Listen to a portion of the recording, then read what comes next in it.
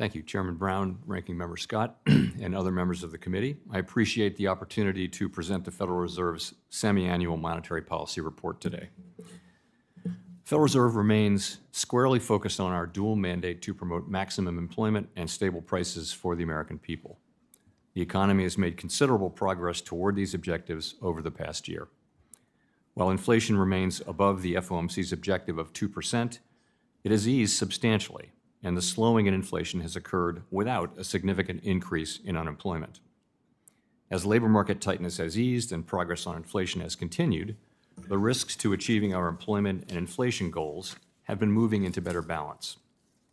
Even so, the committee remains highly attentive to inflation risks and is acutely aware that high inflation imposes significant hardship, especially on those least able to meet the higher costs of essentials like food, housing, and transportation.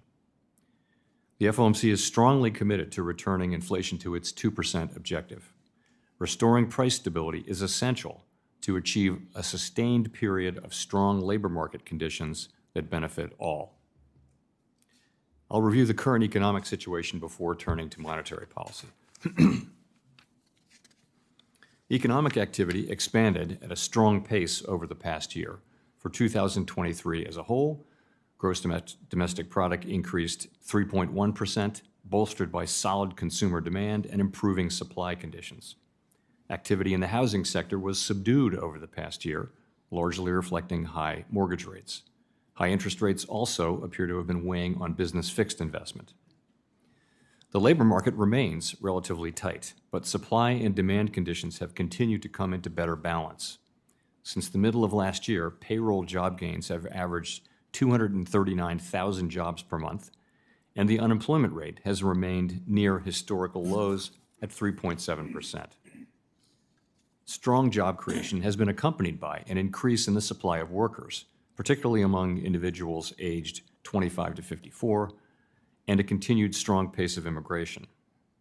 Job vacancies have declined, and nominal wage growth has been easing.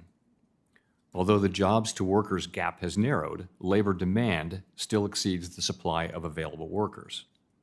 The strong labor market over the past 2 years has also helped narrow long-standing disparities in employment and earnings across demographic groups. Inflation has eased notably over the past year, but remains above the FOMC's longer-run goal of 2%.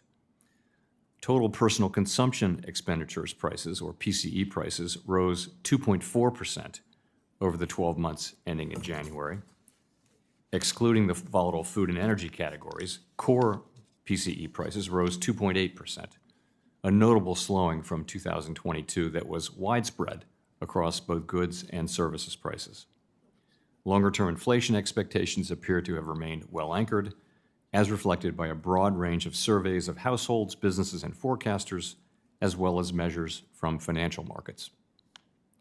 After significantly tightening the stance of monetary policy since early 2022, the FOMC has maintained the target range for the federal funds rate at 5.25% to 5.5% since its meeting last July. We have also continued to shrink our balance sheet at a brisk pace and in a predictable manner. Our restrictive stance of monetary policy is putting downward pressure on economic activity and inflation. We believe that our policy rate is likely at its peak for this tightening cycle.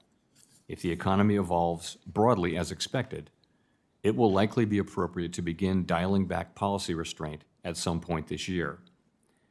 But the economic outlook is uncertain, and ongoing progress toward our 2% inflation objective is not assured.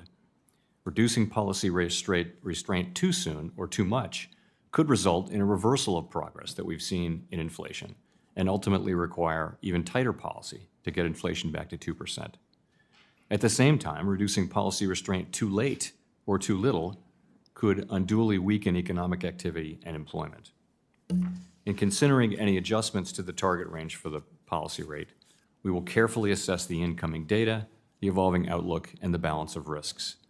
The committee does not expect that it will be appropriate to reduce the target rate until it has gained greater confidence that inflation is moving sustainably toward 2%. We remain committed to bringing inflation back down to our 2% goal and to keeping longer-term inflation expectations well anchored. Restoring price stability is essential to set the stage for achieving maximum employment and stable prices over the longer run. To conclude, we understand that our actions affect communities, families, and businesses across the country. Everything we do is in service to our public mission.